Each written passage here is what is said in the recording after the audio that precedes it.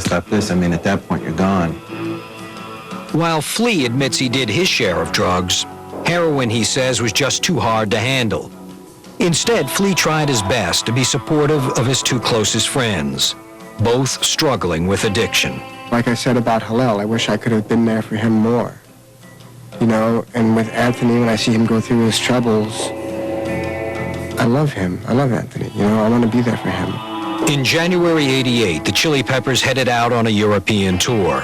But shortly after arriving in England, Hillel became ill and started to undergo heroin withdrawal. He was in terrible pain, and I think that was the first time he realized that he was in trouble with this thing, and that it wasn't just a casual affair, and it wasn't just for fun, and it wasn't just a mind-expanding trip, that it had its meat hooks in his heart and wasn't letting go so easily.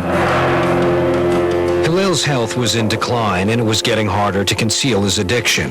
Then a roadie concerned for his well-being approached Hillel's brother. He said, your brother's doing heroin. I didn't believe it at first, but he said, you know, you need to know it's getting out of hand.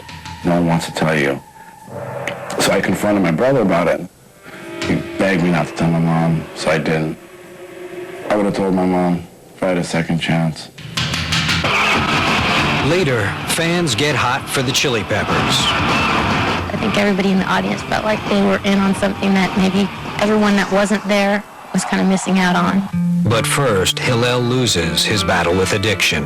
It's like, wow, he's dead. This is real. You know, we're fragile mortals who die. You know what I mean? This is no game here.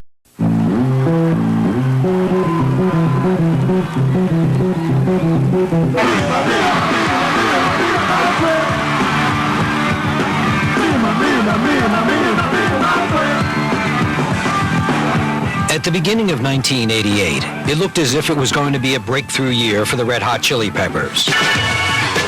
Their new album, Uplift Mofo Party Plan, was outselling their previous two records, and their shows were drawing big crowds.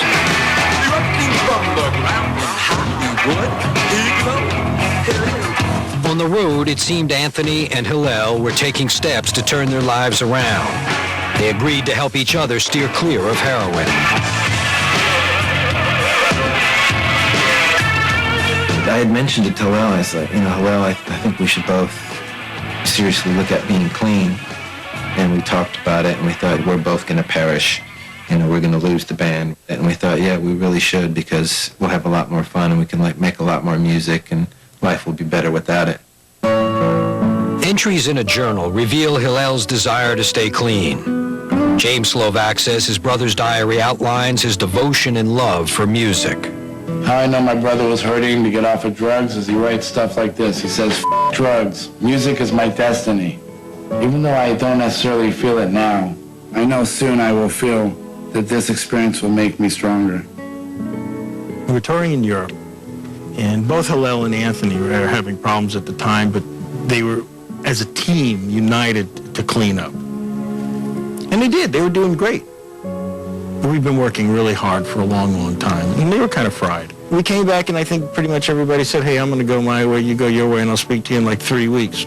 But without the mutual support between Hillel and Anthony, the time apart proved to be ill-fated. When we got back from playing, we were pretty much just on a clean-headed level. And we both disappeared into our own worlds of getting high again. Several days later, on Friday, June 24th, James received an unexpected phone call from Hillel. He told me that he was thinking about the heroin again, and I begged him not to do it. And told him it was like Russian roulette, that, you know, spinning the barrel, you can die at any time. And there was a big pause, and he said I was right. And that was like actually the first time he said, I love you. And I said to him, I said, let's start hanging out more often, let's start doing things together. And he said, definitely, definitely. And I didn't have that chance, because after that... That would be the last conversation James would have with his brother. Hillel hung up the phone and shut himself off from the world. We couldn't find Hillel, you know. I'm their manager. My job is basically to be a pain in the ass and call everybody every day. Hey, what are you doing? How are you? What's going on? And I couldn't get an answer on Hillel. We'd call, you know, anybody, you guys hear from Hillel? You hear from Hillel? Nobody heard. The weekend passed, and still no one was able to reach Hillel. Then on Monday, June 27th, the horrible truth was discovered. Police entered Hillel's apartment and found his body. Authorities believe a few days prior, on June 25, 1988, 26-year-old Hillel Slovak had overdosed on heroin. The night he called me and said, "I love you," he knew he was going to do heroin that night. He was ashamed of it, I'm pretty sure. He was like, how did I get wrapped up in this drug?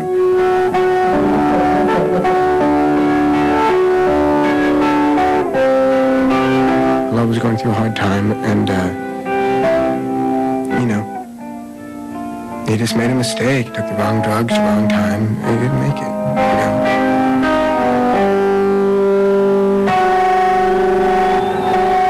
I did not accept the news. I was, very much under the influence when I got it. I came back after being gone for a few days from my house, and my girlfriend told me, and I just refused to accept it.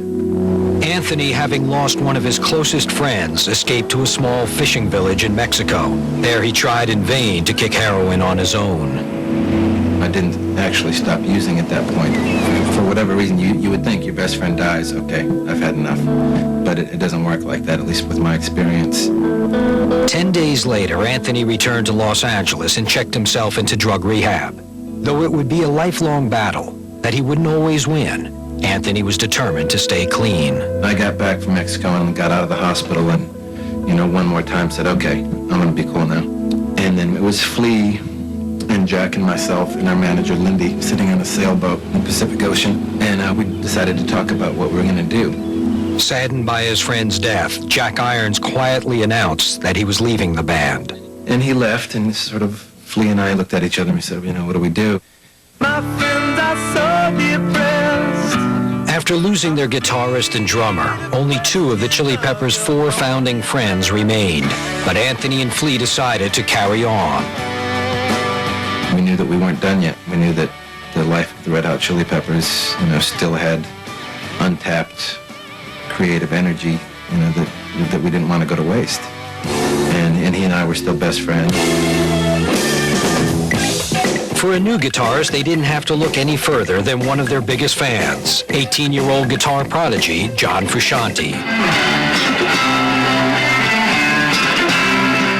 He's definitely a genius. He's got that mad scientist, guitar, art, love, spirit, genius in him, but he doesn't know how to drive a car. He doesn't have a credit card.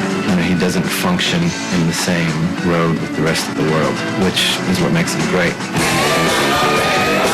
When I first joined the band when I was 18, Flea and Anthony called me up. I kept real cool when I was on the phone with them, and then I hung up the phone and I screamed, "I'm in the Red Hot Chili Peppers!" And I ran across the house and I jumped up on a wall and